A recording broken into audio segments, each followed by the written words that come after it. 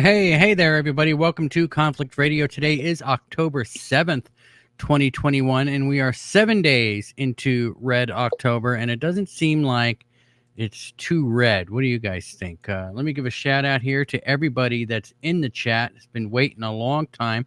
I see Blue Chicken is in here, Wendy Williams, Mount Gilead, Not Quite Human is in the house. I see Corn Pop is in here. As I scroll down, let's see who else is hanging out. Chuck Bam,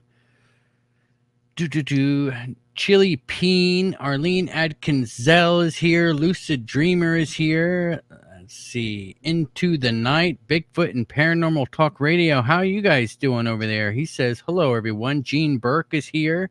Stargate Traveler, Mary Kay, Hugo Darn, Alagon. Welcome to Conflict Radio, everybody. And let's talk about Michelle Freed. She is our guest today. She is a graduate of the Alternative Practitioner Academy, if I can say it, and received certification from the National Guild of Hypnotism. She completed the beginning, intermediate, and advanced training programs through the International School of Clairvoyance, where she learned to integrate her intuitive gifts with her hypnosis skills. Michelle is a talented remote viewer and remote viewing instructor. We were just talking about her on the last show with our other guest. She's fully certified in all forms of controlled remote viewing. She completed the beginning through advanced training programs through Right Hemisphere, Intuitive Specialist, APP, and received additional training from Joe McMoneagle. Michelle is a member of IRVA, that's the International Remote Viewing Association, and along with her co-researcher received the Warcollier Prize in 2017, and I don't even know if I said that right. She has research related to remote viewing and parapsychology published with the Journal of Psychical Research, the Parapsychology Association, and Eight Martinis Magazine. Michelle works on special remote viewing projects with the Institute of Noetic Sciences. She is in the documentary Third Eye Spies and appears on an episode of Ancient Aliens. She's a former producer for Art Bell and currently co-owner of the new Midnight.fm network and producer for the Midnight Society show with Tim Wiesberg. Michelle also has been producing our show here for, I guess, the last month, right? Month and a half, I guess. Michelle, how are you? I think since September. September. Yeah, that's right. September, October. Right. Yeah, it's like a month and a half, I guess. Mm-hmm. And we have been rolling right along. We have been really enjoying the guests that you've been bringing us. Tell us a little bit about what it was like to work for Art Bell. Well, so when I got on board, well, I guess I'll start with how I got the job, because that was a kind of cool story. I had just gone through a divorce, and I was kind of like, oh, wait, I have to work now. And so I was helping my friends in the remote viewing world who had written books, and I was just helping them get on shows. And I have the attitude like, go big or go home. So I thought, hey, I'm going to call this Art Bell guy and see if I can get my friend on the show.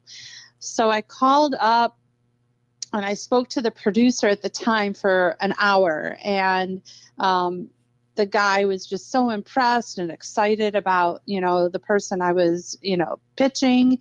And he's like, okay, we'll get back to you. And then, I'll have to talk to the host and blah, blah, blah. So about a month goes by, and I'm thinking to myself, God, I think I'm going to really have to work hard for this. This is kind of not happening so quickly. And then I got a phone call from the host at the time. Art was the executive producer in the background because he was pretty sick at the time. So he was running things from behind. But the deal was that he was going to come on certain episodes, kind of back and forth with the current host, and then he'll come in as a guest appearance and things like that. So who was the host at that time? At that time, it was Heather Wade. Are you familiar with her? Yeah, so this was after Art Bell had left, I suppose. Like He left Coast to Coast and started Midnight in the Desert. yeah, but So then this he did a few episodes of Midnight on the Desert before handing it over to Heather Wade, quite a right? few. Yeah, he did a lot. I think it was it a year? It may have been a year. And then handed it over to Heather. And so she called me up and she said, "Hey, I really like this guy you're pitching, but I'm so sorry. It took me such a long time to get back to you. We lost our producer." And I'm like, huh. And I just said, "Hire me." And she was just speechless. She's like, "Huh?" And I'm like, "Hire me. I mean, I'm kind of doing it." And she's like, "Well, blah, blah, blah, a host that's speechless. That's kind of rare." And she's like, "Well, let me talk to Art and let's give a trial run of it and see how it goes." So in about 2 days, I booked like everybody I knew for 2 weeks of shows. And Art said, "You better hire her immediately." And that's how it happened. And in fact, Heather was interviewing people for the job. And that afternoon that I called, there was a potential producer that kept calling Heather Michelle. And Heather was getting really annoyed, like, "Why are you calling me Michelle? My name is Heather." So the name Michelle was kind of in her mind. And so she really felt that it was synchronicity because here I am, Michelle, and then I ended up being her producer. So it was a wild ride. And I was with them from 2016 up until Art passed away. So it was a roller coaster. Now that was I guess so. We can't not talk about that a little bit. I mean that must have been a very, I guess, stressful time for everybody. Did it all just kind of fall apart after that? I think what happened was, let's see here. So before, like, working up to that, we had just, let me think here. I'm trying to go back in my mind. Yeah. So what happened was after he passed away, Heather at the time just really sunk into a really deep emotional state. She was actually living on his property. And he sold her a house that was on his property, and she had been living there many years before she told the audience that she was living there, because she didn't want people to find her. So she was kind of keeping that. In fact, for a long time, I didn't know as a producer, but I had some suspicions. And then also they kept it kind of a secret how sick Art was, until one day I just said to Heather, something just occurred to me. I said, "Heather, is Art on oxygen?" And she goes, "Don't say anything, but yeah." So then I kind of got an idea like how bad he was. So that was, very disappointing. And, I had no idea. And I was like, "Ooh, this is not good if, he's on oxygen and stuff." So Now there's a lot of rumors flying around out there about Art and Heather kind of having a relationship, I guess, on the side, and how, I guess, something had happened where she had threatened to tell his wife or something, and he kind of purposely OD'd. What do you think of those rumors, being as close to? I mean, it's hard for me to say. I can't really. I don't know for a fact of anything. I do know that there was. I know that she liked him very much. I'm not sure. They had a kind of relationship, but I don't know how far that went. And I will say that in terms of what you're talking about, her telling the wife or whatever, that I think that was about whether not, or whether there was a suicide note. I think Heather was claiming that there was a note, and she was going on the air telling everybody that. And a lot of people were up in arms because, they didn't feel like he committed suicide. So they felt like she was stirring the pot and making him have a bad reputation. So, I wasn't there. So I have suspicions like everyone else, but I'm not going to, say anything like that. But that's the facts is that, she claims that there was a suicide note, and the family was really upset because they claimed that there was not a suicide note, and she was causing a lot of heartache with the family, and he has little kids, at the time. So that wasn't a responsible thing, whether it's true or not.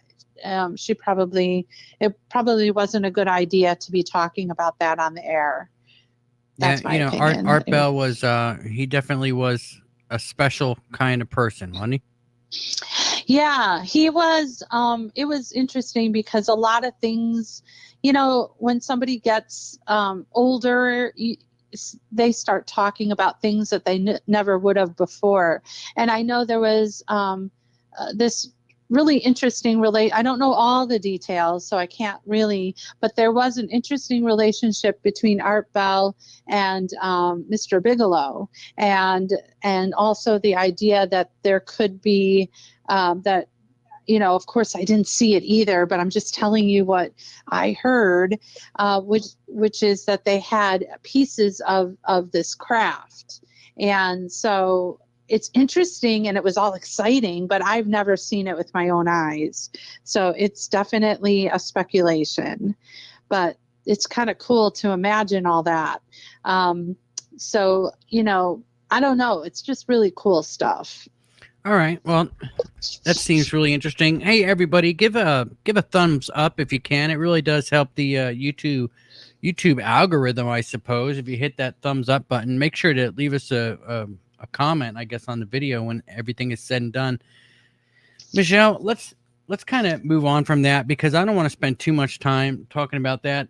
I'm really curious. I mean, you are probably one of the most talented remote viewers in the country, right? Like, let's talk about that. Now, well, I heard, wouldn't say that. I heard that it has a lot to do with like kind of meditating and drawing pictures and stuff like that. Is that pretty much what it is? Yeah. So let me just explain the kind of remote viewing that I do and that I've been trained on. It's basically comes from the military. Back in the 70s, they had, it was called Stargate. And there was a guy named Ingo Swann. I don't know if people know these names, but Ingo Swann, and then Russell Targ and Hal Puthoff. And the three of them, Russell Targ and Hal Puthoff, were physicists. They were working on lasers, and the government came to them. I'm just making a long story short, but they basically said, here's millions of dollars. We need you to put together some kind of protocol for, becoming a psychic spy or something. And they found Ingo Swann, who was being tested, and they felt like he was proven to be psychic, with all the kind of testing. And the three of them pretty much worked together to come up with a protocol that they can train people in a controlled environment to, I guess, essentially spy on other countries and get information and, look for missing people and just gather any intel. And it was interesting because at that time, Russia and China and some other countries had already been looking into this and doing their version of it. And then America kind of dumped all this money in, and I think it was, with the CIA and all the 3-letter acronyms they call it, they all kind of worked on projects. Skip ahead, they closed down the project. There's many, many different reasons why they closed it down. And to be honest, I'm not so sure it's completely closed down. I think what we know is closed down, but I still think they're using a variation, or they moved it, ahead, or they're doing something else. It wouldn't make sense to shut it down, I don't think. I mean, obviously it works, right? Well, yeah. And I know that there's a lot of skeptical people, and I want to talk about how it works with us as being humans and things like that. In the 1990s is when they declassified everything. And there was a group that kind of put together a variation of what we call controlled remote viewing, and they did more of a civilian type of remote viewing. So I got trained on that as well as the original, and I really like the more civilian type, and that's what I teach. And it engages our bodies, our neurosystem into a session. So what it looks like is what they put together is they wanted to approach it in the most scientific way. So one of the things about scientific method is that everybody has to be blind. And so how they set that up is they pick random numbers. In the beginning, they used longitude and latitude, but they found that people can actually memorize all that. So then they just went to a random number generator and generated numbers. And then they come up with a tasking, a secret question, something that the viewer cannot see. And in some cases, the monitor doesn't see either. That would be double blind. And that secret question, goes in an envelope or it's somewhere else, and the viewer has literally no idea what the target is. And they follow the procedure that they're supposed to do. And it starts with a cool down. So you spend a lot of time in, like you said, meditation. We call it a cool down. It could be an hour, it could be 10 minutes, but basically it's just to relax your body and put your mind at a state of kind of a nothingness, so that you're starting blank, like Joe McMoneagle calls it the black pearl. So it's the moment where you really don't have a preconceived notion of what this target is. But he also says, and he said, actually to me, he said, Michelle, if you want to be a world-class remote viewer, you have to give up everything it is to be a human. And and I wondered, what does that mean? Can you imagine somebody telling you that? So I thought about it, and I realized that what he was saying is that us being human, we want everything to make sense. So for example, if I asked you to describe something, and it's an apple, and what you normally get with an apple is red, shiny, round, something like that.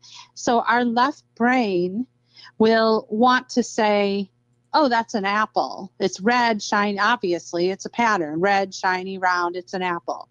But in remote viewing, and when you're tapping into the right side of your brain, or getting into that kind of intuition and engaging your neurosystem to all this, your right brain will not judge it, will not analyze it. It just is. It's red, shiny, and round.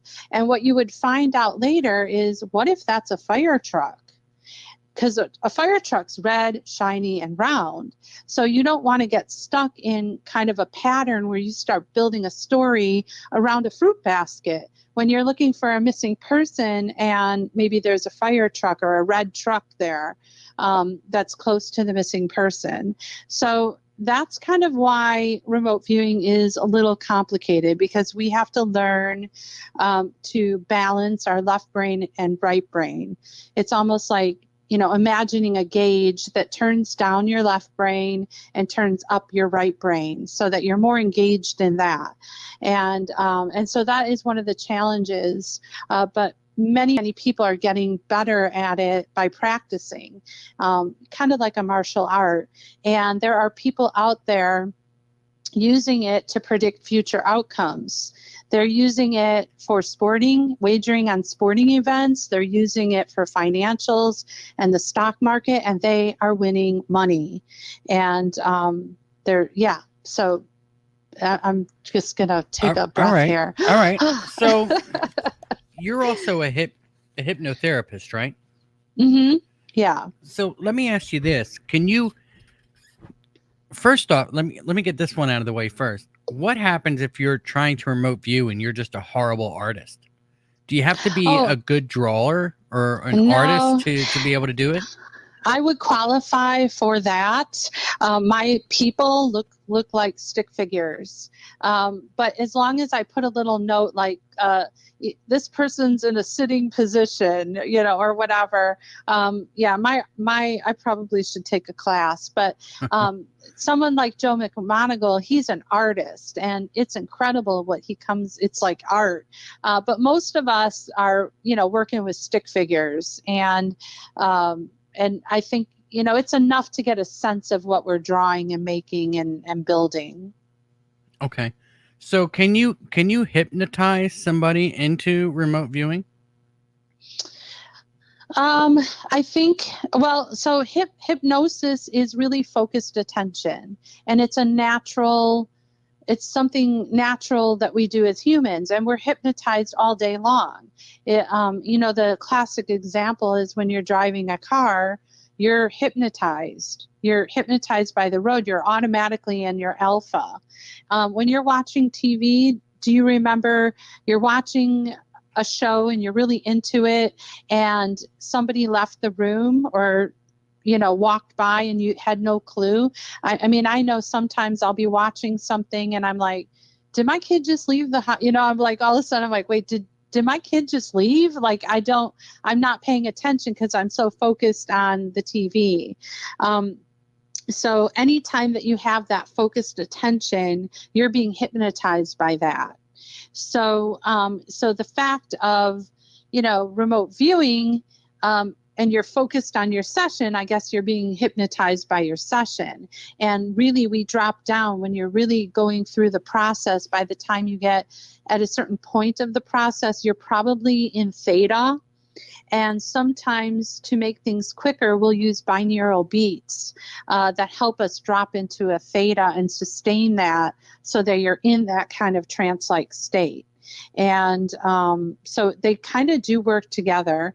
But the kind of hypnosis I work with is usually helping people in a therapeutic way, like suggestions, like changing their lives, making their lives better, get rid of a habit, or if you have a phobia, you're afraid to fly, we work on that.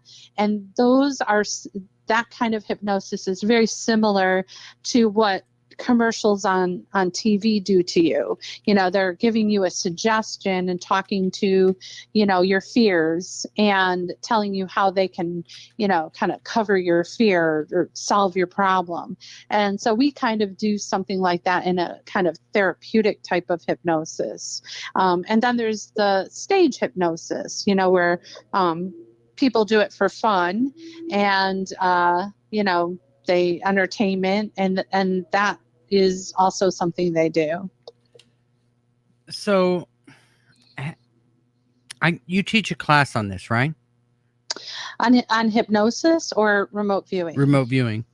Yes, I teach. Yes, it's a 6-week course. And we go through the whole process, and I'm putting together a team of passionate people like me, and we get hired to work on projects for people. So I want everybody to be remote viewing, because I feel like not only can it do these big dramatic projects, but it can help you. It can help you. It's already helped me in my life and the way I think and the way I maneuver through life and manifest things into my life. It's all right there in this process. Right. So have you ever had some students that are obviously more gifted at it than others? I don't, let's see. I believe that everybody can do this. It's really about open somebody is and how they're willing to follow the process of it. So I feel, I mean, there are times where there are people that get it really fast. Like, I snap my fingers and boom, they got it. They're really good. They're consistent, but they can have off days too. You know, that's the thing. We're human. And sometimes we get wrapped up in these ideas, these patterns, and we really kind of blow a session because we're kind of on this idea of, like I said, the apple. We're making fruit baskets here when it's something totally different. So we have to practice a lot to kind of get over that. And that's like dealing with your ego, dealing with, this certainty and uncertainty feeling, because we want to always, humans want to feel certain, and you have to be okay with uncertainty. And it takes time to kind of let go of that programming that we have throughout our life. Now, I have had some guests on the show that have theorized that shadow people could be remote viewers. What would you think of that? I wouldn't say like all shadow people, but I've been with people where they have done a set. I've actually had a session where something weird kind of happened, but I also have people that they're going along with their session, and they get to a point where like, wait, something's blocking me. They don't want, and they say like, they don't want me to see something.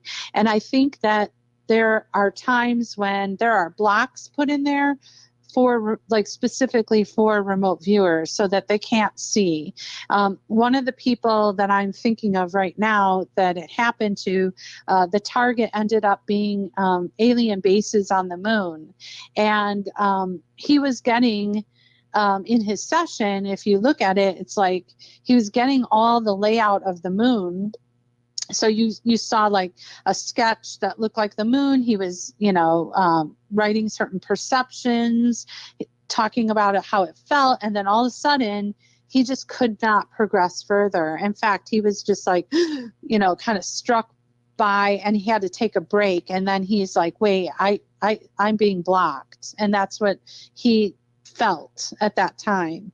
So those things can happen.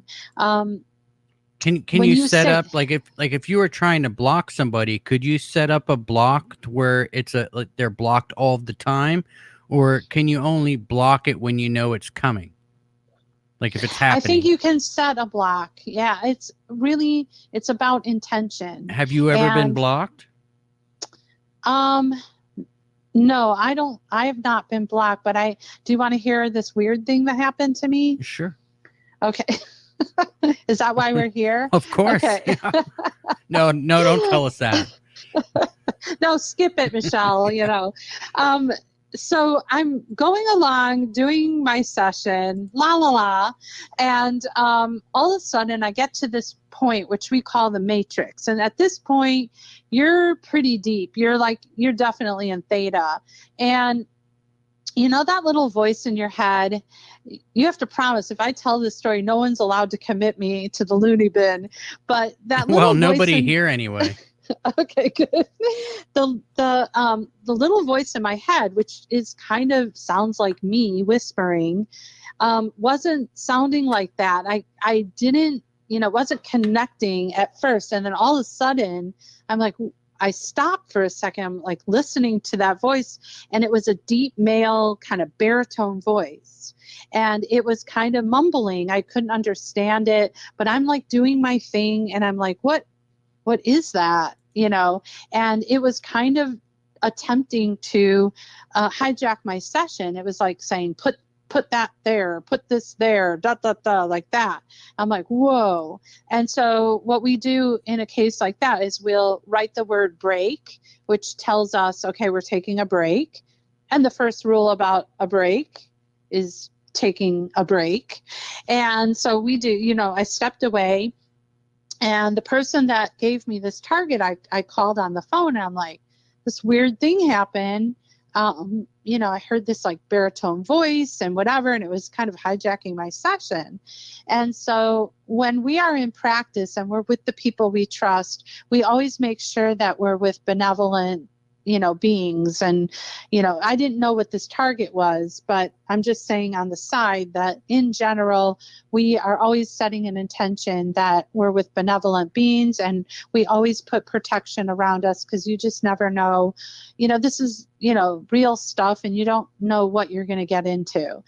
So, and I wasn't scared. I was just caught off guard.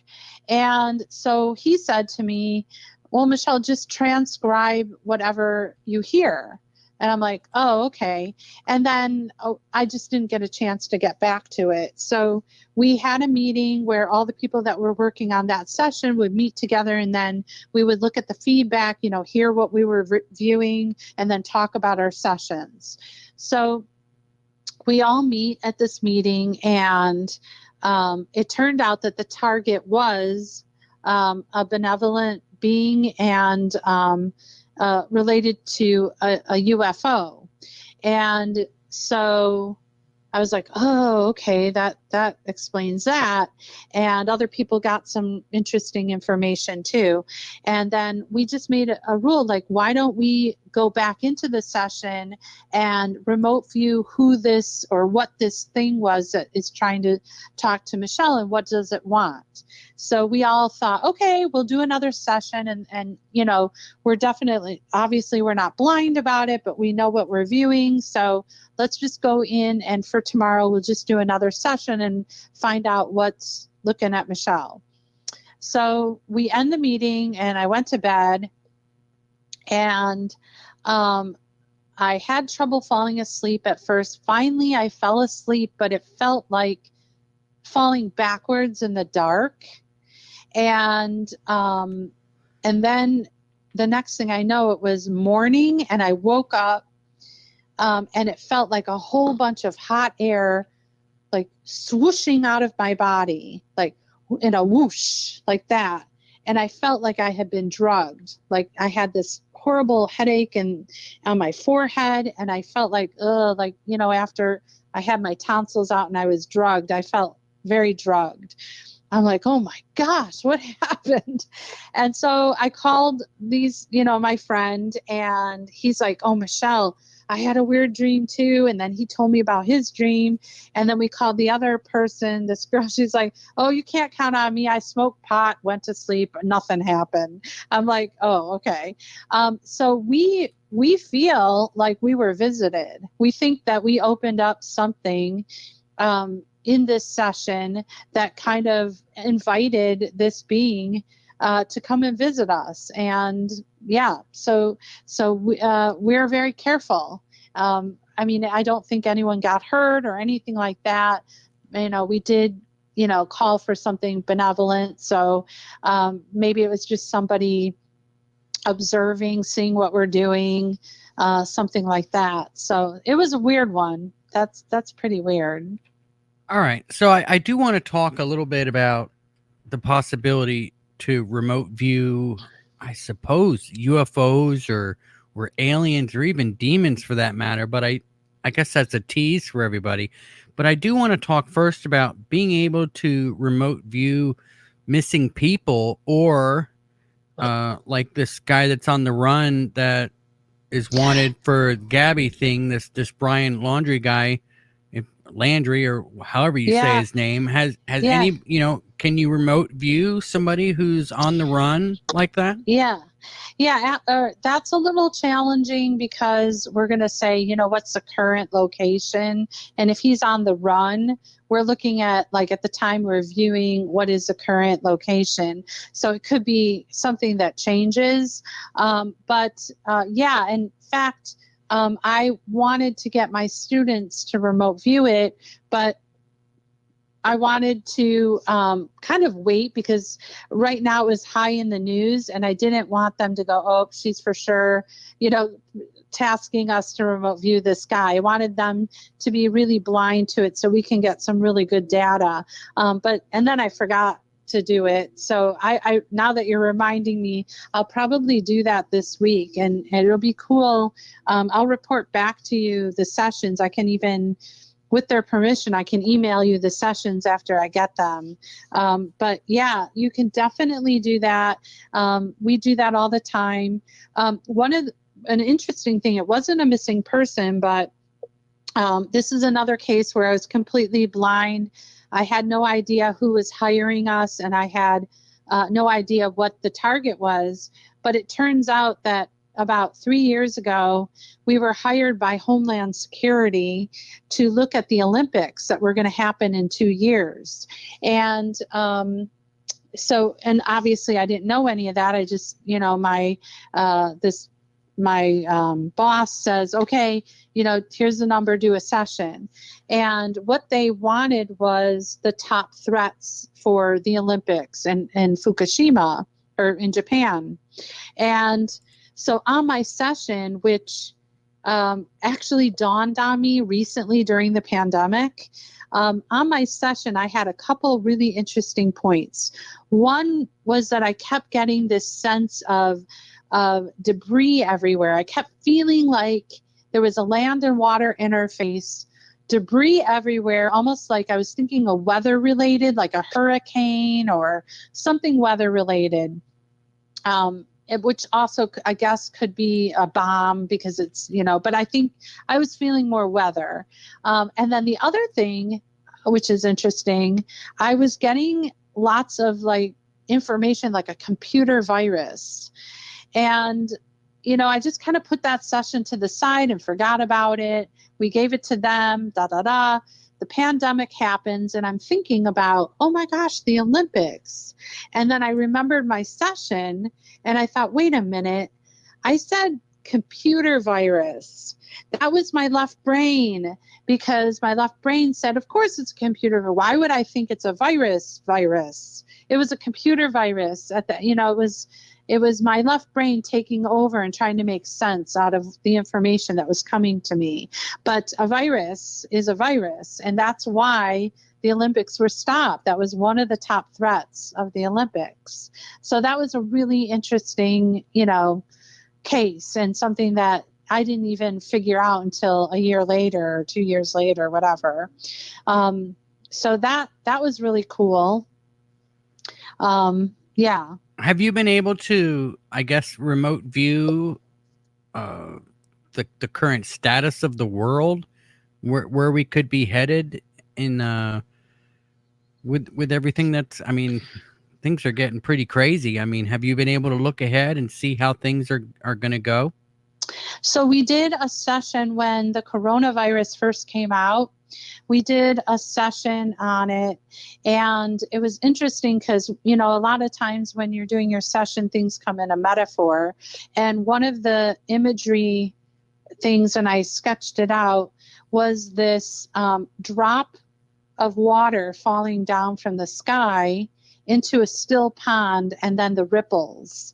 And I was perceiving that whatever I was looking at, because obviously I didn't know, was something of a ripple effect, and that would be going on and on and on.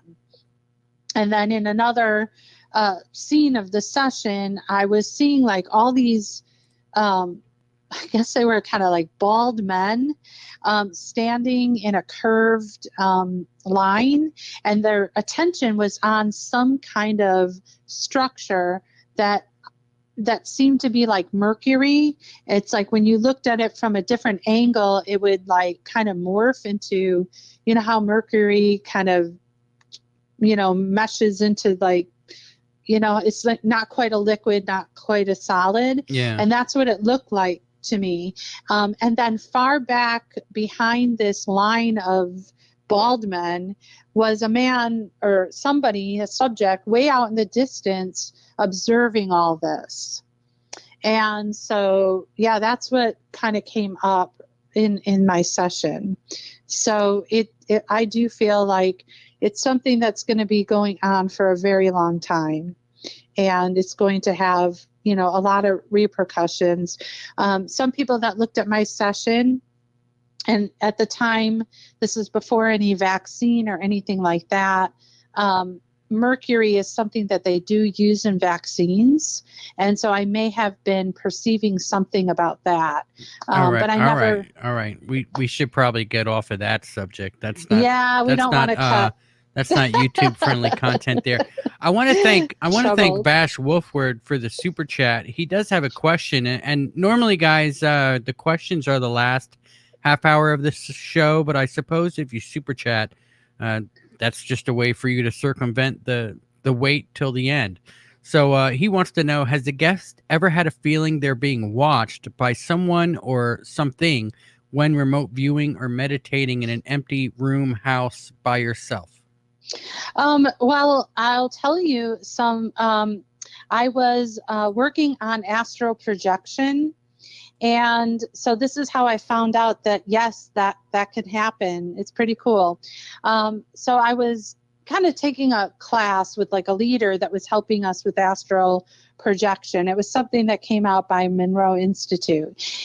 And my intention, you set an intention before you project, you just kind of plan out what you're going to do and what whatever.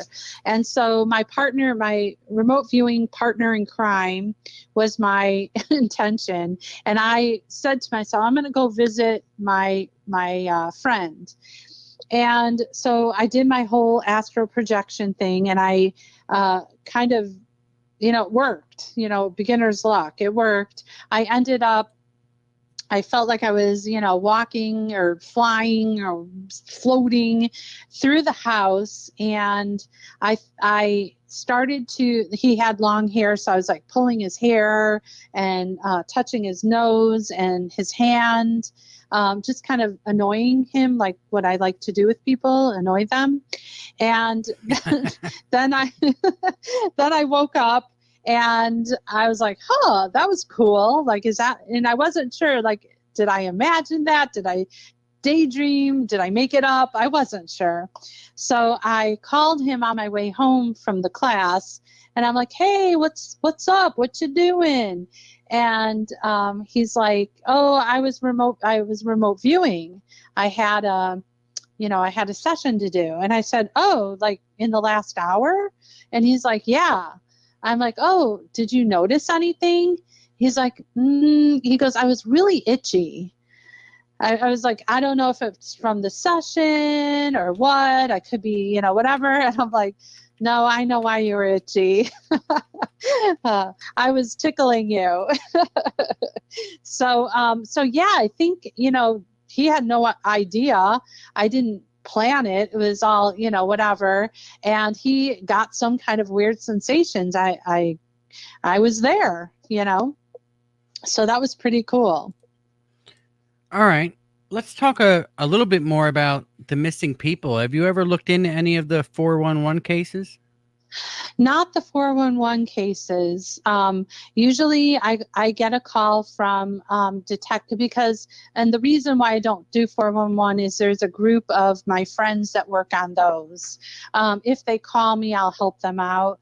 But actually, I could really stay very busy with the detectives that call me. Some will call me for a cold case. Some will call me for a current case. So police detectives will actually call you to help you find missing people?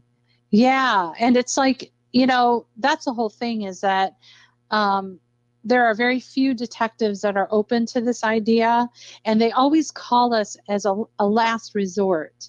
And one of my passions and why I want people to learn remote viewing and be doing this is so they call us first. It will save a lot of heartache because we really can't put them on the track.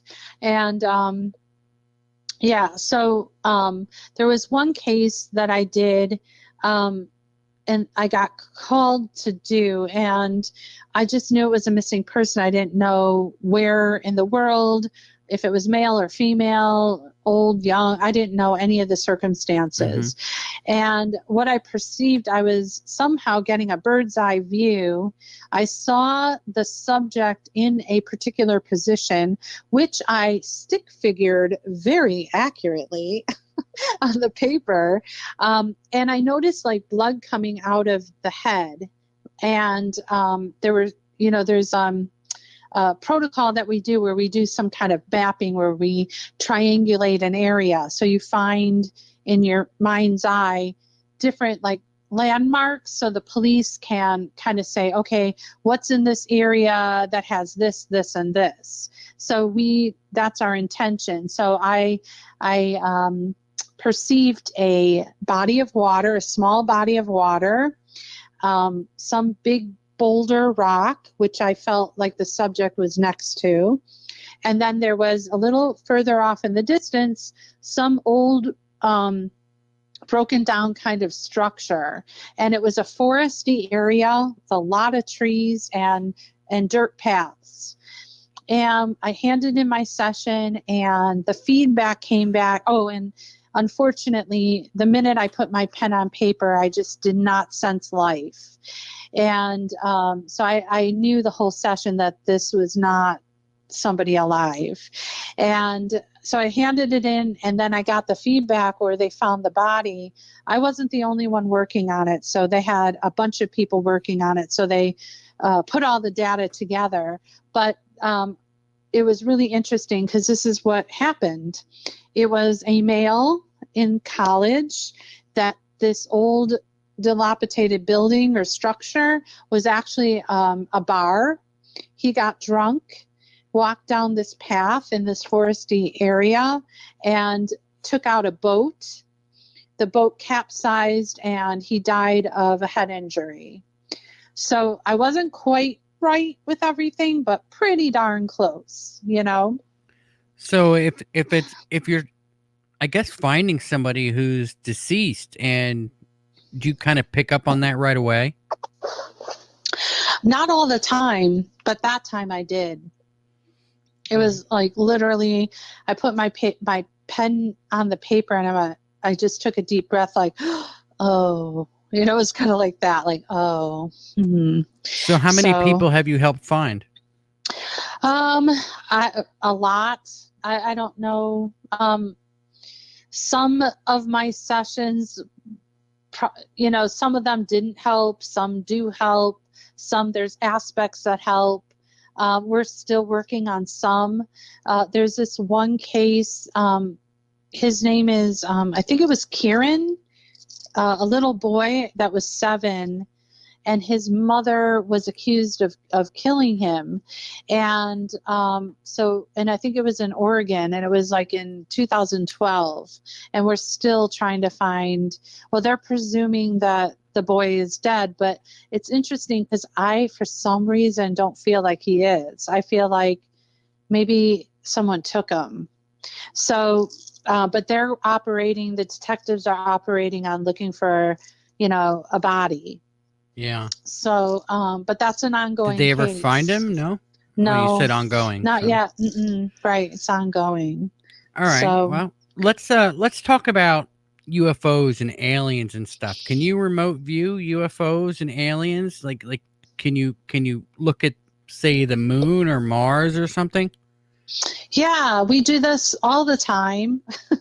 I was one target, so this might be a little, I don't know if any of your people in the chat, I guess I'll ask them, are any of you familiar with the sea anomaly in the Baltic Sea?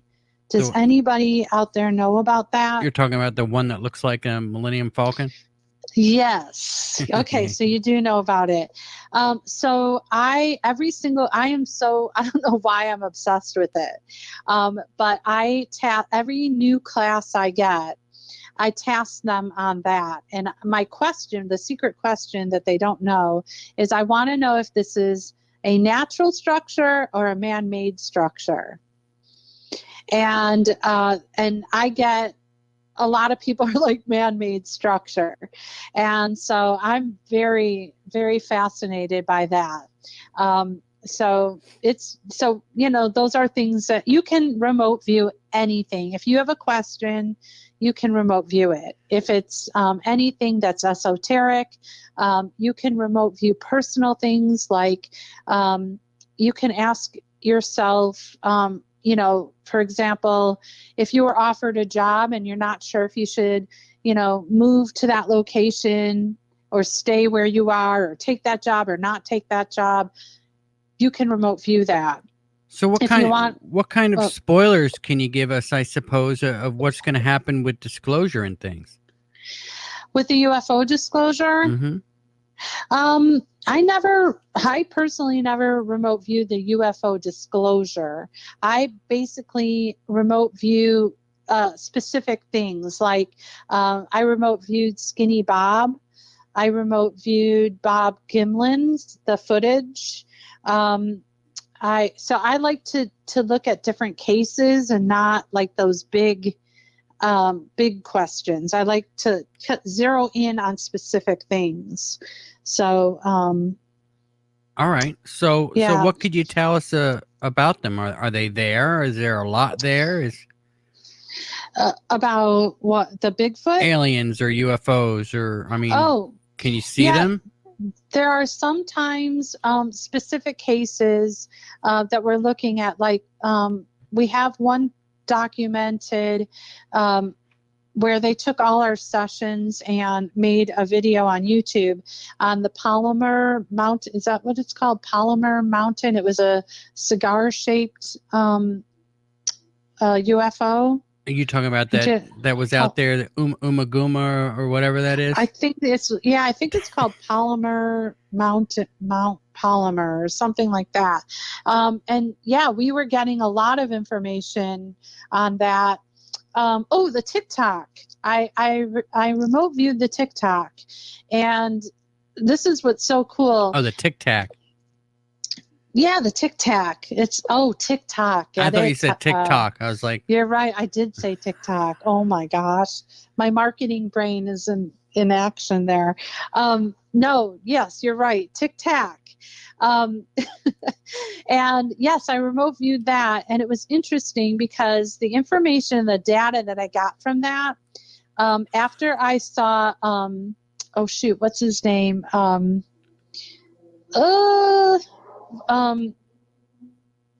What's his name? Bob Lazar. My session seemed to have a lot of correlation with what Bob Lazar was talking about. And they seem to have a lot of similar things. And I didn't really know much about Bob Lazar when I did this session, and then I researched him. And it was really interesting because the Tic Tac had one of the things that was in my session were these 3 layers. Like it had 3 levels: the top level, the middle level, and then a bottom level. And I'm not any kind of engineer or anything like that. And I was drawing these engineering looking things and sketching things out with pipes and compressor, like I don't know what these things were. All underground.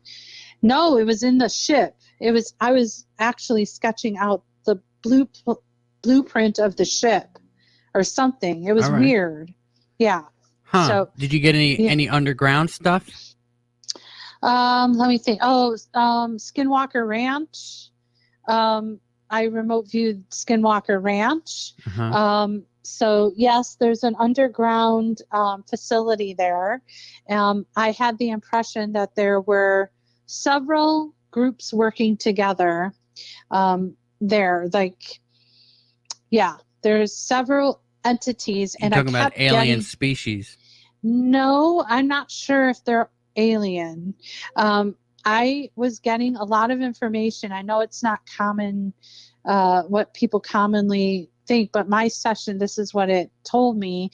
I was getting a lot of playing with different kinds of genomes and DNA and mixing things up. And I kept, like on my session, kept saying, this shouldn't be done. This is against humanity. Like I was getting all these words like designed to be hidden, and I was getting like a word that popped in my head is like the Nazis or something like that.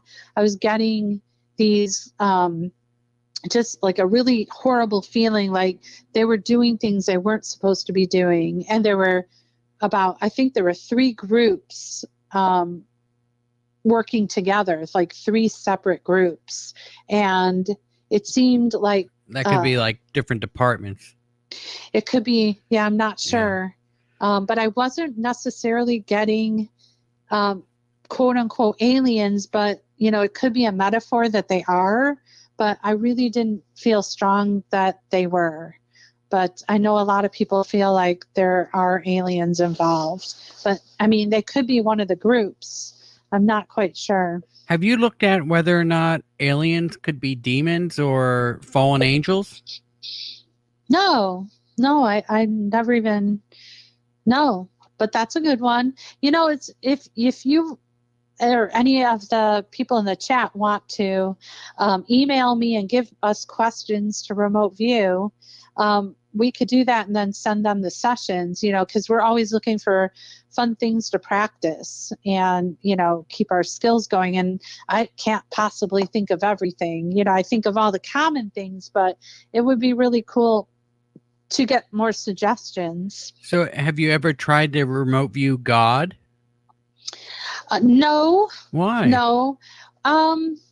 That's a good question. I don't know. I've done things like the 5th dimension. We remote viewed the 5th dimension. We remote viewed the sun. But I don't know why I never even, I don't know. Maybe I'm afraid personally. Maybe maybe I need therapy about that. Some hypnosis. I need some hypnosis about it. Are you spiritual? Do you believe in a God, or I mean, obviously you believe in reincarnation, but I mean, are you spiritual? Or? I do, but I feel it's not like, I believe there is something behind everything, but not like in our everyday, like it's an energy source kind of thing. So, I don't know. I don't really think about it that much. So what can you tell us about remote viewing the sun? So a lot of people, so for me, it was just hot, like we were getting hot. And when I say we, it's because when I remote viewed the sun, it was when I was in training, and I just never expected it at all. But I was starting to have a reaction while I was doing the session. Like I was just getting really hot, and I was getting this very fidgety, uncomfortable feeling, like millions of molecules moving really fast. So that was kind of it ended up being an experience. Another thing, are you familiar with orbs? Yeah. So somebody asked us to remote view a picture. So we didn't see the picture or anything. They just said, hey, can you remote view? And so we did a session, and it was really weird because I found myself having trouble in terms of vocabulary to describe what I was experiencing. And so I had to grab things that I knew in order to describe the experience I was having. And the whole time I'm like, what the heck is this session? Like, what is this? I kept asking, what is this? Even to the point where I wrote it on the paper, like, what is this? But I was really, it was a metaphor, just following like little blood cells kind of moving through some kind of system that has no beginning and no end. But I felt there was a consciousness to it, but it doesn't die. It's just forever. It goes on and on and on. And that was the kind of theme, like no beginning, no end. It's some kind of sentient species or something that thinks, it has a consciousness, it's aware of itself. But I kept drawing these like vessels and blood, like, cells and all this stuff. And then the lady comes over and she's like, here, this is what you're remote viewing. And it was a picture, someone took a photo of her, and she was like dancing in a field, and there were all these orbs around her. And I was like, oh my gosh, like orbs are actually conscious. I was like, they're like, because it was such a strong session for me. Like I was really, viewing something here, something that's real. So yeah, that was pretty wild. All right, everybody. Let's take a second to take a breath. Remember, you can always find us on www.conflictradio.net. Make sure to hit like on the video. Make sure you're subscribed and hit the notification button if you want to be notified when we're live. You actually have to do more than just subscribe to the channel. You have to hit that notification button as well to join the live show and be a part of the question, I guess, part of the show. Everybody here now, it's question time. Let's get into what other people want to know. Hugh Goddard wants to know, can she guessed my real name. That's not really how it works, is it? I guess it could work or something. We're about to, it's funny that they said that. We are going to be doing an experiment on remote viewing letters and numbers. And one of the reasons we're doing that is because it will help in finding missing people, because if you can get a driver's a license plate or an address or something, that would be really great. A couple times I've been able to catch a name, but yeah, to be honest, I'd probably be guessing if if I did that. All right. Them. So guys, if you have any questions, now's the time. Put them in the chat box below and we will get to them. Katie Campbell wants to know, can you remote view the past? Yes, you can remote view the past. In fact, we have used so I put a question that said, remote view the most important past life you had with information that you could bring back to this time to help you remote view better. And we got information. So yeah, you can remote view anything. You have to have a specific question for the answer that you want to receive. So we were basically we were either going to, go back to a past life that would help us do something better here. And that's why it can help you with insights about yourself. You can learn, what foods should Michelle stay away from, and I think somebody did do that for me. And it said, stay away from mushrooms. Actually, I think I saw someone in the chat talk about mushrooms. Yeah, I was actually going to get there as soon as we were done with Katie's question. It looks like she's standing in front of a giant waffle. I had to do a double take on that one. But Lucid Dreamer has said, have you done shrooms, or can you remote view on shrooms? So that is another experiment that we were talking. In fact, I think you're being psychic. I was just talking to my research partner, and we were talking about using pot, microdosing, and seeing if you can remote view using any of these. I know that in the military they did use LSD. And it didn't go so well, if you can imagine. But the question is, pot is, and especially if you're microdosing, it could maybe, the theory is it could get you into a state where you can release all your preconceived notion, any urges that you have that you want, to guess on something or analyze something or draw a conclusion or any assumptions. Maybe you would relax enough where you could just be okay with uncertainty. So If you want to learn remote viewing so that you can do that, like, call me. Right? It'd be interesting to try, right? Yeah, and I mean, we do set it up in a very scientific way. We've had several papers published already where we used our dreams to predict a future outcome. So we associated it with baseball games, and so that we can win money. And so that's written up too. All right. Shantha wants to know, is JFK Jr. still alive? JFK Jr. Oh, that's a good one. I haven't remote viewed that one. That's a really good one. Have you remote viewed the whole JFK thing? No. The reason That'd I be one of haven't the is first 'cause- ones I would do. Are you kidding? Well, because so many people have done it. I like to do like rare ones. I like to pick kind of ones that aren't so popular. But I know that Courtney Brown, if you look up Courtney Brown, they have done it a million times. Joe McMoneagle has done it a million times. Yeah. So it's. Well, JFK Jr. should be a good one to get into, right? Give that one a try. Yeah, that I like, because I don't think anyone has done that one. All right. Vash Wolfwood wants to know, have you tried to teach blind people remote viewing or had blind people remote viewing? What was the outcome if so? Wow. No, not to my knowledge. Maybe there are people that have done that. But something interesting is that seeing people are trying to train themselves to see without their eyes.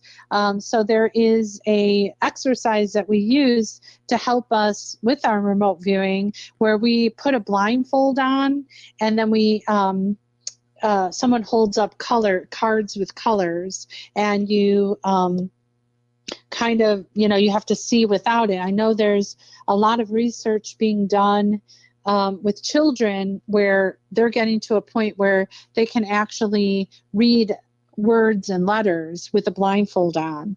So it's kind of the opposite of being blind, but it's like being able to see, with your mind's eye, I guess, training yourself to kind of see it that way. All right. Hugo Darn wants to know, can she send mind messages to people? Yes. Yes, you definitely, I don't feel like that's remote viewing, but that's something different. That's kind of setting out maybe maybe something telepathy, closer right? to, I was going to say like psychokinesis or telepathy, or I have one of my best friends, my co-researcher, we do that all the time. And I don't know if anybody out there, do you ever like wake up in the morning and you hear your name being whispered? Like, I know somebody who hears their name being whispered. What does that mean? Well, I always think it's somebody calling you, somebody thinking about you, or whatever. But that's what I think it is. I definitely, people are receivers, and people are transmitters, and sometimes people will transmit not on purpose, and maybe they're thinking about you or something like that. And then if you're open and you're like an antenna and you're receiving it, you'll hear it. And the person who transmit it may or may not even know they did it. That's my theory of it. But my friend, that we're so close, that there was a time where she called me on the phone and she's like, Michelle, were you talking to your daughter something about like lunch or something? And I'm like laughing because she heard my whole conversation. I was in the car talking to my daughter. She said, what should I bring for lunch tomorrow, to school? And we were coming up with suggestions for lunch. It was a really dumb conversation. And my friend called up. She tuned in. She was like wondering what I was doing, and somehow heard this whole conversation or pieces of it, and called me and told me. It was really weird. I'm like, can you please give me some privacy? But yeah, it can be done. And it every time these things happen, it blows my mind. It's so cool. All right. Christy Belly wants to know, does Michelle astral travel down wormholes? So in a way, I do feel like part of the protocol when you're doing your remote viewing, I feel like you are kind of opening up a portal and going through, I guess it's like a wormhole to the location. So it's almost hard to explain. It's almost like you're transcending a different dimension. It's a travel, and there is actually a physical thing we do to kind of represent that traveling, to kind of tell ourselves, here we go. And so yes, in a way we do that. So do you think that there's infinite Earths in infinite dimensions? Oh, absolutely. I Yeah, so feel do I. like, yeah, I feel like there's, you know, a big bang after a big bang after a big bang, and that they're creating more multiverses. And I know that Cern's is studying that, because I spoke to some of the scientists there that's something that they're very much looking into. Have you remote viewed Cern? No. Oh wait, did we? I think we did, because remember when, I don't think, did I? I'm not sure if I did or somebody else. It's like a faded memory, but I think we were trying to figure out if there was this like kind of demon thing around, that they were up to no good and all that stuff. And I think we determined that was just, basically all fake news and stuff. So Do you think Cern is evil? No, I think they're purely scientific. I'm not of that belief. All right. So Dr. Strangelove wants to know, do you know Dick Algier or Edward Riordan?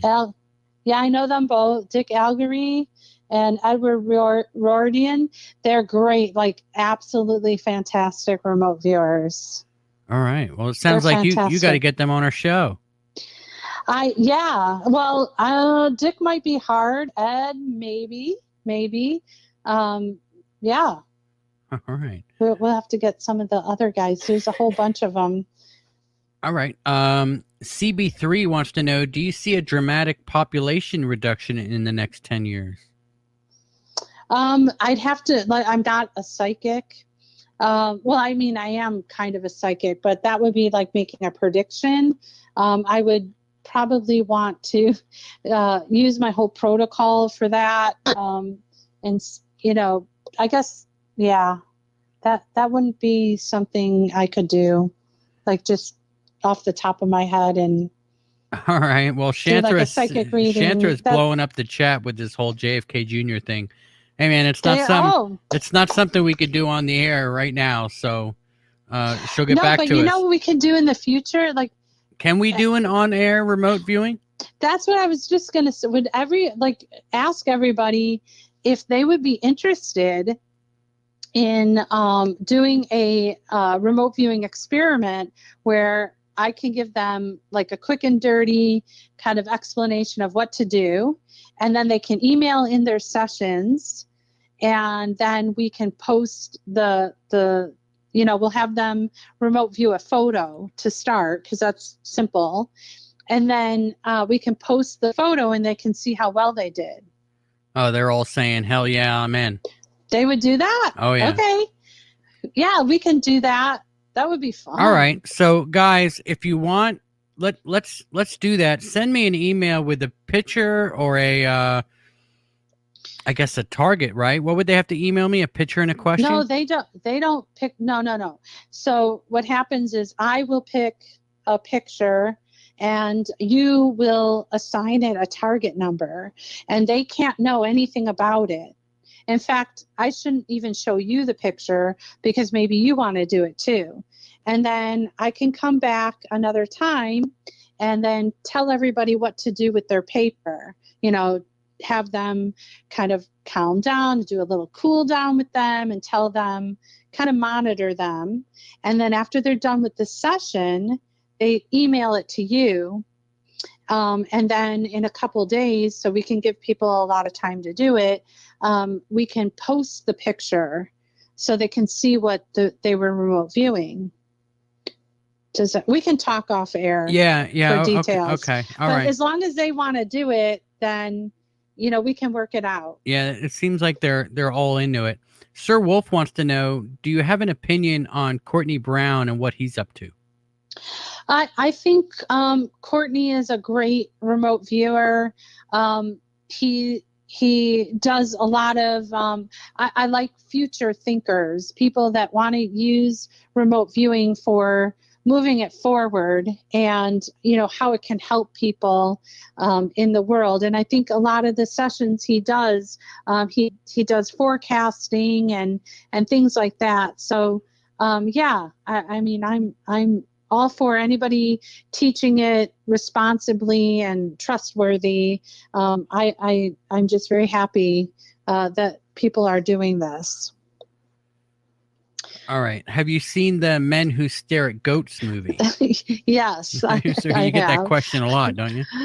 Yeah. And we want to know, yeah, we want to go find a goat and we're going to stare at one. But Lightning Rod wants to know climate change, effect on population and wealth. Yeah, so I'm not sure if I can talk about. I'm not sure. I did a project regarding this, and I'm not sure if I'm allowed to talk about it yet. A lot of agencies, they don't want us to say anything yet because, believe it or not, a lot of agencies that you would think would not believe in remote viewing actually believe in remote viewing, but they don't want everyone to know. So I'm not sure if I can talk about this one, but yes, we have looked at climate change, and I think there's a paper that is going to be written up on our data. We did, was it two? We did two. They actually paid for us, 5 of us, for a team of 5 to go and stay at a retreat place and do 6 sessions over the weekend. They were very serious, and then they paid us a lot of money. And now I think the scientists are writing up the research, and as soon as that is published, I can probably talk about it more. You'd be surprised who hired us for that. All right. Well, that could be something we talk about the next time we have you on.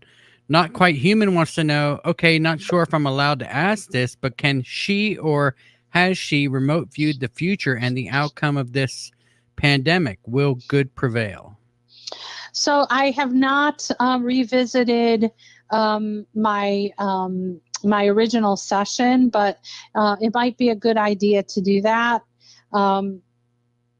To kind of get like another view of looking at it in the future.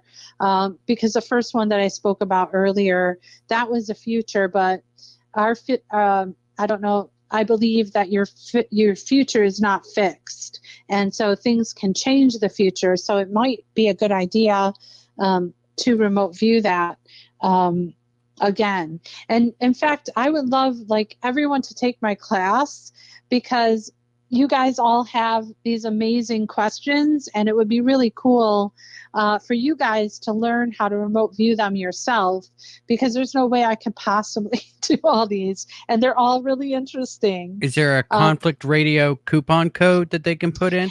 I don't have a coupon code, but my courses are pretty they're pretty reasonable, and if anybody has trouble paying, they should reach out to me, because we can, work that out. I don't really want people to miss out on learning remote viewing, so we can work something out for them that they can deal with. And my next class starts Monday, October 18th at 7:00 Central Time, and we do it on Zoom at 6 weeks. And if they want more information, my website is butterflyeffectscenter.com. Yeah, and that link is in the description below, guys, just so everybody knows. Okay, so, great. Dr. Strangelove wants to know, is the Ed Dames kill shot real? Well, clearly it's not. And yeah, I remember Art, back to Art again, but he's like, he always had a, what did he call? Oh, the nice way to put it, he had a do not call list. And unfortunately or fortunately, Ed Dames was on that list. And as a producer, I was never allowed to book him on our show. So, because, he was not happy about that whole era and time with that. Do you know who Corn Pop is? Do I know who Corn Pop is? Not officially. I know Corn Pop has a really great sense of humor, and I am so happy that Corn Pop is in the chat room, and I am enjoying the humor. I love that you guys all have such a great sense of humor. I meant the Corn Pop that Joe Biden talks about all the time. I think that Corn Pop that was in the chat room is just somebody trying to spoof us. They're not in there anymore. They left? Yeah. Oh, okay. Yeah, because Not Quite Human wants to know, can you remote view the Corn Pop and Biden confrontation? Oh, you know what? Nah. I try to stay away from all that. All right. Although we did do another experiment where we had we remote viewed the presidential whatever election. That. See how much I know. You see a bunch of cheating. Yeah, no, we were trying to predict who was going to win. So we started with who was it? Obama and Romney. Yeah. That was the first time we did it, and we were right. And then we did Obama and Hillary, and Trump and Hillary.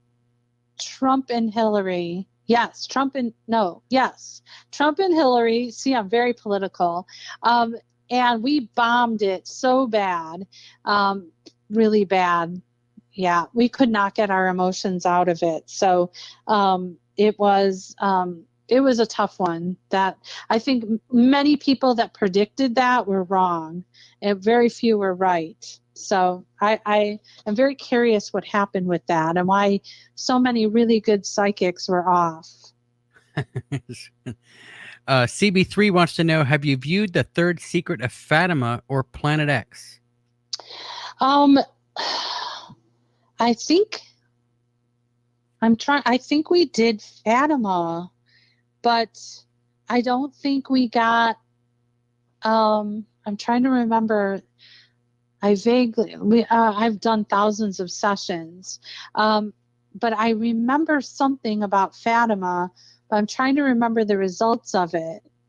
I'm not sure if it was just a matter of we just got like a first layer of information about Fatima, which was just basically affirming that we were talking about Fatima, but I don't think that we got more information. Like it was something that had to go back into the pot and remote view again, because I don't think we got enough information, just kind of a first layer of it.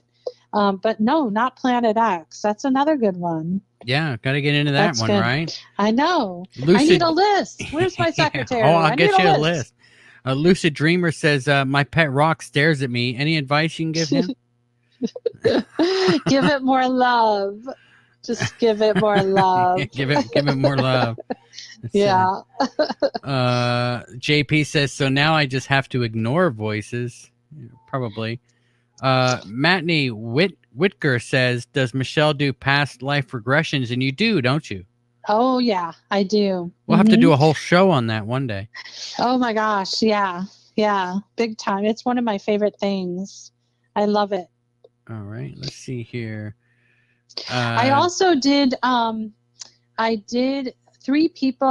worked with 3 people that believe they were abducted, and we regressed them to the abduction. So that we can talk about that next time too. Yeah. Let's see. Yeah, we'll have to get a little bit more specific when we get you on again. Dr. Strangelove says, how do presidents, leaders of countries, etc., protect themselves from remote viewing. And I would imagine that's putting up that some kind of shield, right? That they can do. Yeah. So I know how can there's the a- everyday person? What can the everyday person do? What do you mean shield? What can I do here at home? I say like keep people from remote viewing me. Yeah, so I mean, it's like a complicated. It's kind of complicated, but it's really an energetic. It's the same kind of protection that you would put around you, you know, on how do I explain it? It's trying to find the words to explain. It's an energetic protection, and it's also surrounded by an intention. So if you say that certain things are not coming in, so for example, we do a thing called calling back your energy. The idea is that throughout your day, you let in energy from other people, right? And then if you just let that happen, then you end up full of everybody's energy. You get their worry and concern. You know, if someone is sad, then you start feeling sad, or somebody's angry, then you start feeling angry. So the idea is on an energetic level, you put a protection around yourself. So basically you're saying that, you know, their sadness does not, you know, pass this shield, this line. And if it does, then you do an exercise where you're actually pushing it back on them, because it doesn't, you know, it's not serving you, it's not have a purpose. So we do kind of an exercise like that. Plus we will, before a session, we make sure that we are also protected in that way too. And if you you know, you can also, you know, anybody that has a bad intention can't get past this. And that's really all that's needed, because we are working on an intangible area. You know, this is all energy transformation, you know, quantum, in the quantum entanglement kind of area. So if you're blocking that, I don't know if I'm making sense. It's really hard to explain quickly, you know, but it's basically an energetic shield, and it works. It's not like they're, you know, putting, you know, wood around a window. It's all energetic. All right. Vash Wolford wants to know, when you remote view, does time pass at the same rate as when you are not remote viewing? Scientifically, I don't know. But it feels like I lost time when I'm remote viewing, because when we start, we mark the time we start and we mark the time we end. And I always feel like that was an hour, or that was 2 hours, or whatever it was. So I do have a sense that, you know, I lose time. All right. Let's see here. Oh, no. I'm laughing at the corn pop questions. Can you remote view the whole world at one time, like the Earth? I mean, I don't know. I don't understand that. Can you remove, like, blah, blah? Usually we have a specific question, because I think the session would be so chaotic if we remote viewed everything at the same time. I mean, how would you be able to? That's what God does. Even find right? a word. He's What? like God does that. He's like the ultimate remote viewer. That's right. Right? God does it. Must be yes. what he's doing. That's right. That's right. All and right. I'm only like God. I'm not quite there yet. Dr. Strangelove says Neo was remote viewing when he was at the train station. Oh, in The Matrix? Yeah. Could be. Hugh Godarn says, can you remote view Australians walking around upside down? Oh my God, everyone's so hysterical. Yeah. I love them. Game Vet wants to know, can she remote view Angelie? Angelie? Yeah. Well, I wouldn't, because I don't have her permission. But yeah, you could. There is a section that we do remote, like, healing, or we are say it's a crime. So there's an area where we kind kind of make a physical profile of someone in order to identify them. So, for example, we kind of scan their physical body, and we look for, if they have a tattoo, or they're missing a finger or a limb, or, they have a heart problem. And that's really helpful to give to the detectives when they're looking for a criminal or somebody that they're looking for. Because if we all of a sudden say, yeah, he has, a tattoo that says mother, then the guy does, that could be very helpful for them. So I guess in a sense we can remote view people, but usually if we're doing it for healing or to locate a tumor or the origin of a physical illness, like if you have a problem with your knee and you want to find out what's causing it, we could do that. So that's a whole nother area of remote viewing. All right. Do you have a couple more minutes so we can wrap up these questions? Sure. All right. I want to thank Spartan O Negative for the super chat. Thank you very much. I put it up on the screen, but I don't want to lose my place here. There's still a few more questions left, and we're going to wrap it up. Lucid Dreamer wants to know, will we have a whole new money system in 5 years or less? Well, Lucid Dreamer, take my class and we can do that. We can ask that question and you can have your own answer. All right. I'd love it. Not Quite Human wants to know, do the classes cost much? Not much. They're $415 for six classes, 6 weeks. And if, like I said, like we can split it up in payments or, whatever. Just if you have trouble with that, definitely reach out to me and we can talk. All right. Well, it looks like we're getting down to the thing here. Vash wants to know, has she remote viewed the booms and strange sounds in the sky? Oh my gosh, we worked with Linda Moulton Howell on that. So we were getting something underground, some kind of power source underground, and there was I think we have to do more sessions on it, but in my particular session, I was thinking this was not original from Earth. It was not. There were crystals involved. There was some coily things. There was like a power thing. And it just felt like it was coming from underground. All right. Let's see here. All right. Mac wants to know, have you ever remote viewed a haunted location? Not yet, but I think that might be in the future. I'm predicting that could be in the future. Because I'm not sure if you know Dave Schrader from Holzer Files. I think we're Darkness hoping Radio. I used to produce for him too. But we hopefully maybe something will come up in the future where we can work together. We've been wanting to, so it's just got to be synchronistic when it all works out. All right, so we're gonna do these last 2 questions, guys, and then we're gonna cut it off and do the end of our show here. Katie Johnson wants to know, can you remote view to find out if someone is cheating, or is that a bad vibe?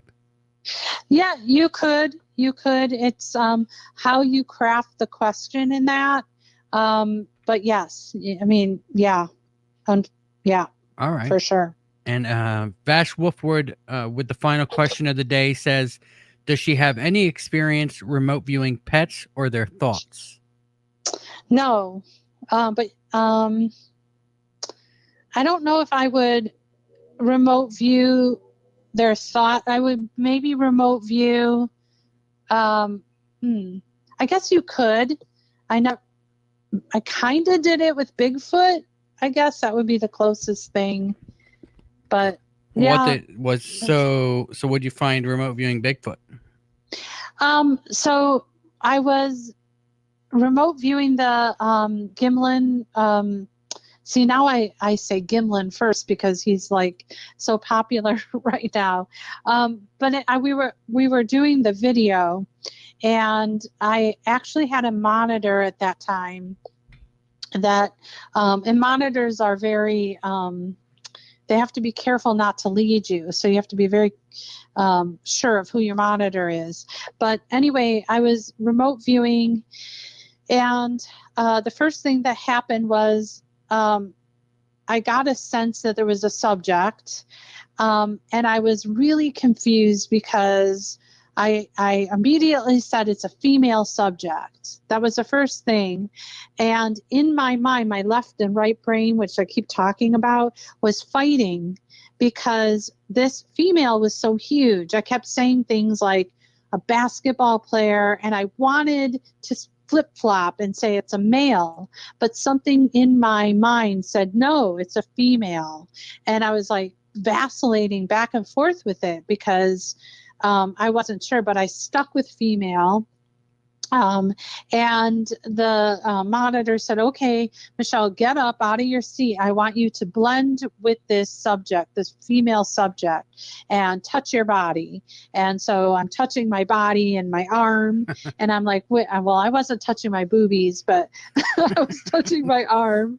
And I'm like, wow, you're going to set my chat room on fire here. Oh, I know that I'm thinking that's what they're thinking, but that's probably because that's what I was thinking. Like, hey, how dare you? But anyway, I was like, my arm was like, I felt very hairy, and I was just like, wait a minute. And I kind of guessed it. I'm like, this is Bigfoot. And so I said Bigfoot because sometimes in remote viewing, you get it. And that's like 8 martinis, it's a great. So he decided to take me further. So it could be that I was making up a story, or it could be that it was true, but we were getting into the mind, and there was this feeling like, just leave me alone. Leave me alone was very common. Worry and concern about that there was a huge group of them, and that they lived in kind of like circles and like tribes, or like similar to natives. So I was kind of getting into the head of that, but basically just the fact, like, leave me alone, like stop bothering me, was a big, huge, strong message that I felt like I was getting. All right. So we're going to wrap it up. Why don't you tell everybody where they can find you? And let me tell you, everybody, if you're interested at all in remote viewing, Michelle is very accredited in this whole area. And if you're at all interested in taking a class on this, obviously you're going to want to reach out to her through the website or sign up through their website. And if you like you said, can't pay all at once or something, send her an email and let her know, right? Yeah, for sure. Reach out to you. And she really is a great person, and I'm sure she'll help you out a bunch. So why don't you tell everybody where to find you, and we'll wrap it up. Yeah, so it's a butterflyeffectcenter.com. And then there's all my hypnosis stuff. And then you can just go to the remote viewing page, and there's a contact form on there that you can fill out, and that'll go to my email. So ask any questions or anything you would like. I think that's pretty, butterflyeffectcenter.com. Yeah, and the link is in the description box below. Vash wants to know, can you do a special offer for conflict listeners? You put me on the spot. I'm sure she can. Send her an email. Yeah, send me an email. I'll give you a wink for sure. There you go, everybody. All right. So remember, the link is in the description box below. Michelle, hang on for just a second, and we're going to wrap this up. All right, everybody, that does it for us this week. We will be back on Monday at 7:30 Eastern time. I don't have my my schedule book with me right now, or I tell you who I have. Michelle did schedule our October. We're going into the Halloween part of the month. I think next week we're gonna have 4 shows. Boom, boom, boom, boom, boom. I can tell you who you're gonna have on Monday. Oh, all right. The 11th, right? Yeah. David and Carla. They talk about past lives and how their lives have matched. It's like a really cool story that they ended up working together and then started meditating and found that they knew each other in like over 27 past lives. Tune in. That's going to be stuff. pretty neat. All right. So we'll be here Monday, guys. Remember, you can always find us online. Just go to www.conflictradio.net. We're available on Spreaker, Apple iTunes, and all of your normal podcast catchers. Remember to like the video, leave a comment if, just to say hello or whatever. And we'll get some details, I guess, coming up on the next time we have Michelle on. Maybe we'll actually get ironed out the plan to do something live on the air, remote viewing wise. Other than that, make sure to hit the notification button. Check out our store. We have a pretty cool store. It's getting cold out there, so grab your hoodies now. And that's going to do it for us, everybody. Until next time, batten down the hatches and be safe.